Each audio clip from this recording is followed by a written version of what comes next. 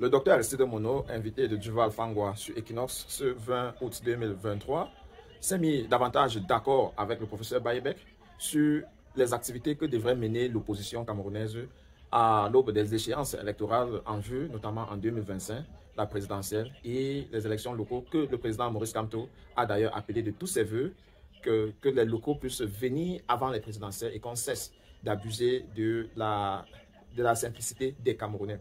Pour le professeur Bayebek, il pense tout simplement qu'un vrai opposant en ce moment devrait de plus en plus se sacrifier pour des générations à venir, passer son temps à éduquer la masse parce que l'ordre dirigeante continue à leur lancer les morceaux choisis tels que les candidatures uniques, telles que l'enrôlement sur la liste électorale et que tous ces jeux que le gouvernement en place, l'ordre de 82, continue à jouer avec les institutions, c'est-à-dire le régime électoral qui sont l'ensemble des lois qui régissent le processus électoral et le système électoral qui sont l'ensemble des activités qui sont inclus dans le processus électoral, que tout ça est acquis au RDPC et donc un parti de position sérieuse devait plutôt travailler à éduquer les masses, à conscientiser les masses, à créer des événements, à pousser les lignes, à exposer l'état de force dans lequel les Camerounais, en leur majorité, sont en train de subir pour que finalement, le moment venu, que les citoyens savent quoi faire. Je vous laisse continuer à suivre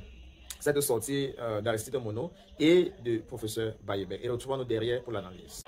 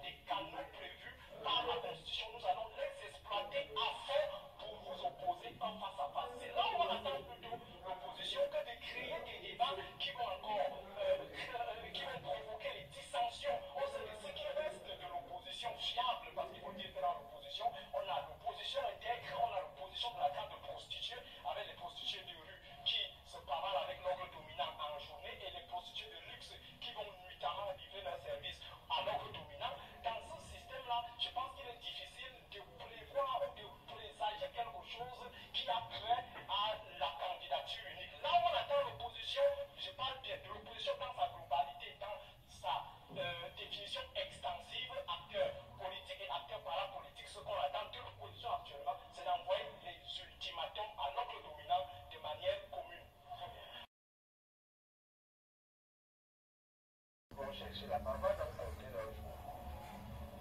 Le monde changeant, le Cameroun et l'Afrique de l'Ouest seraient positionnés. Mais la conclusion qu'on retire pour ces futurs-là, c'est que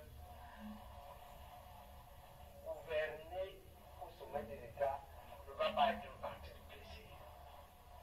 Et j'ai peur de toute personne qui pense que ce sera facile d'être président. Ce sera facile peut-être à terme de jugement. Mais quand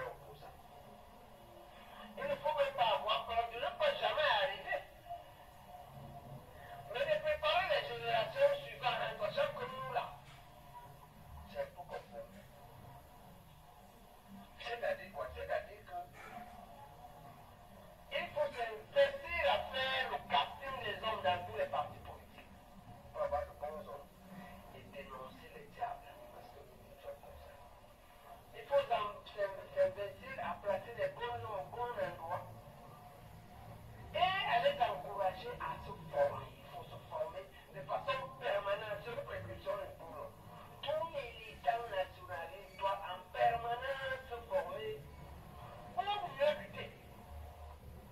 C'est la formation.